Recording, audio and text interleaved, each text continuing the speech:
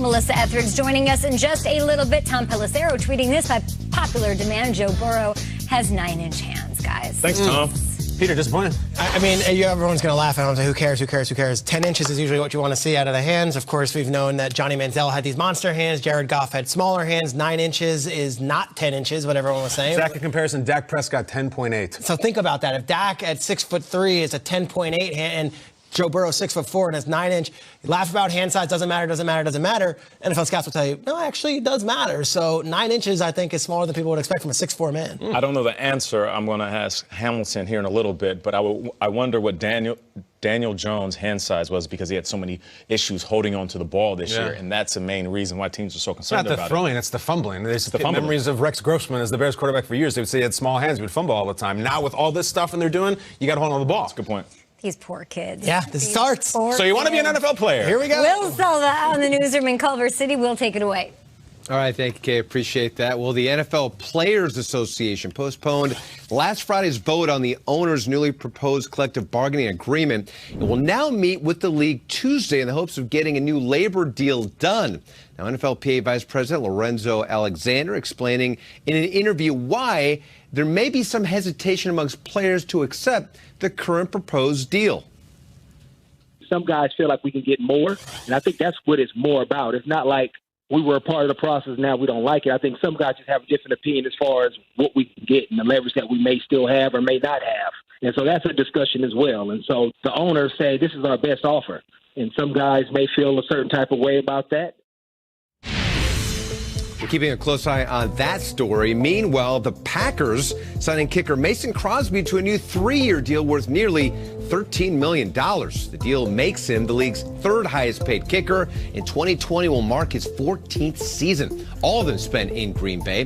This past season, Crosby connected on nearly 92% of his field goals, the highest percentage of his career. In Lions news, he may have been on vacation, but our guy, P. Schrager, oh yeah, still breaking news, people.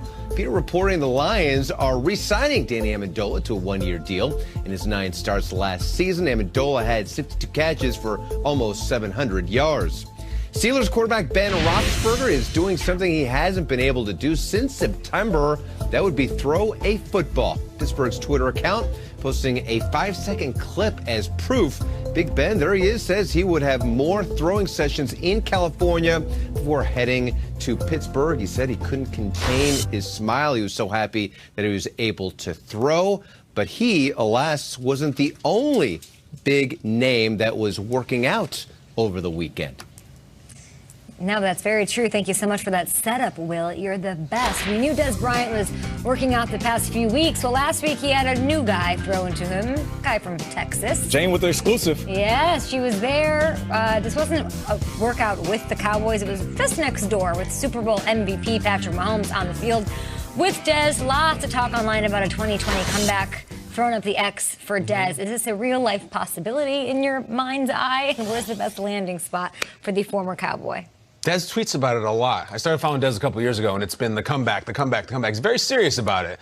And I don't see why not. I mean, he's an unbelievably competitive, talented player. We know that. He's 30-something, early 30s. And look, it's fun to play landing spot game, and I'll take this one personally. Dez is such a passionate, flamboyant player. I want him to go somewhere where it's going to matter thematically. I'm going to go against the team he's playing against before that. I want to go to Philly. I put him there right now. Play Dallas twice a year. The fans would love him. Peter. I've heard all kinds of things about Philly's wide receiver core may have some turnover, including at the #1 spot. I would love to see 88 in green. That's my guy. The story behind it's pretty cool. So Mahomes, Yes, sir. Who am I, Jeffrey Lurie? I don't know. I like it. No, I like that you lay it. I like Mahomes' it. favorite player in high school was Dez Bryant. They're both from the same area in East Texas, and Mahomes tweeted actually when he was a high school kid, oh my gosh, I'd love to throw to Dez Bryant someday. Here we are years later. Mahomes is the MVP of the NFL, and he's throwing to an older version of Dez Bryant. I don't know what version. Would that be you sitting down with Bob Lee or something, Peter, like that? Me and Bob Lee. Me and Bert Sugar one day. That's great. The late great. Sing cigar. Exactly. But honestly, it's fantastic to see this because if you're going to work out with anybody, have it be the greatest quarterback in the world, and that's what he's doing with Mahomes. Now, I wonder if Mahomes can walk into Brett Veach's office, the GM of the Chiefs, and say, hey, I don't know what we're doing, but Dez is willing to come to play for the Chiefs. I'm now the MVP. I not only want this amount of money, I want my guy, sign Dez, and what the Chiefs would say. Because at this point, if Mahomes asks for anything, I think you have to at least listen to it and say yes. I don't know if they need Dez Bryant necessarily, but if you want to give your old hero and your old icon a life raft here, it wouldn't be a bad thing. Can you even walk into Brett Veach's office? It's a giant jumbo check for Pat Wade and like a fire hazard. Right, like Publishers Clearinghouse. Give me my $40 million and then we'll take $1 million out of my 40 and give it to Dez, my idol. Does he have it still? You saw the tape. Here it is. Crazy how life goes full circle. Pat Mahomes' son Dez Jr., favorite player. How about that? Now, he's my favorite player. Pretty damn cool. And it's pretty damn cool for us to see Dez Bryant playing. And for those at home saying, well, come on, GMFB, Dez Bryant's been sitting out of football for a year. Brandon Lloyd set out for a season, and he came back and was making crazy catches. And I believe Dez Bryant has a little bit more of a better chance of coming back and making an impact. He's more talented. Why? Yeah, he is, because Dez Bryant was a legend, and he was unstoppable, and he was a route runner. Coming off an Achilles. Brandon Lloyd was coming off an attempt at an acting career. And it's a little rapping different. career. Richard Sherman was coming off an Achilles, so was Emmanuel Sanders. Dez sat on ice for an entire year and didn't go out there and try to make a comeback. He was rehabbing and training, and he looks like he's in great condition. Playing the where should he land? I'll give one spot. I'm not sure what they are going to do at the quarterback position. How about the Tampa Bay Buccaneers? Go to a place where you don't have the pressure of being a number one, where you can get paid vet minimum. Think about this. Mike Evans, Chris Godwin, Cameron Brayton. You have Dez Bryant working the slot, that big frame. He doesn't need to be the speed guy. Doesn't need to be the guy that's targeted heavy.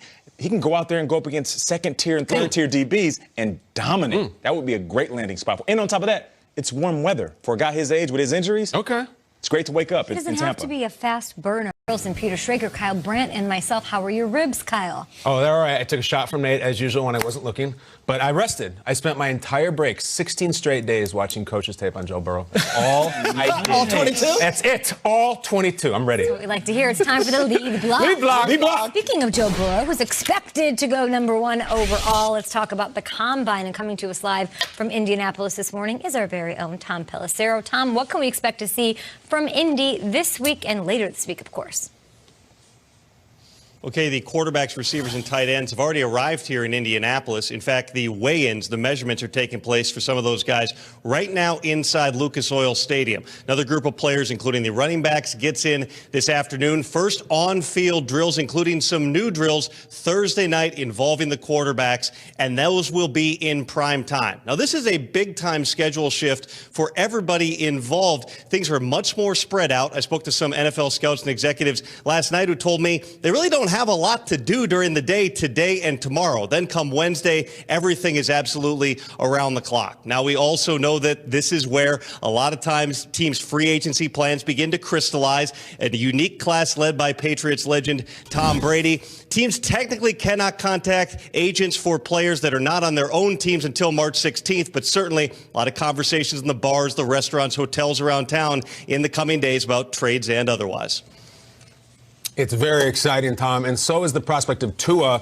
We don't know exactly what he's going to do in light of the injuries he's been through, and I'd love to hear about that. But first, Tom, there's some disagreement at the table, and I think maybe in the country. Can you please give us, Tom Pelissero, your de facto pronunciation of Tua's last name, sir? I would never doubt the NFL research team, and their pronunciation is Tagovailoa. Great. Tagovailoa, for the record. The N is Pelissero, what can we expect from Tagovailoa in the Combine?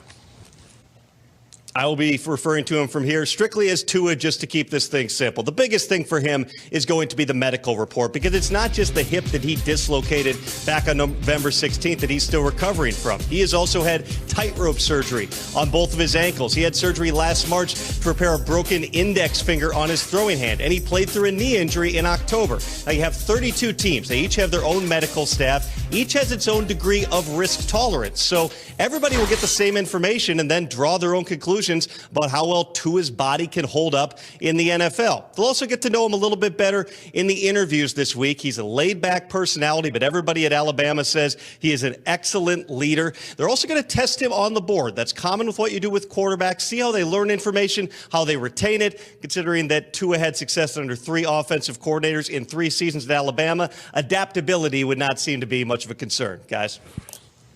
32 teams are going to put on their goggles. They're going to get in the lab, put Tua between two thin microscopic slides, and under the scope he goes. Thank you so much, Tom. We'll talk to you in a little bit. Thanks for coming to us live from Indianapolis here during Combine Week. So clearly Tua is the wild card in this whole thing, right? In this whole draft thing. So Schrags, looking then at the free agents, this is all a mess at quarterback, right? These are the potential guys. Who's the domino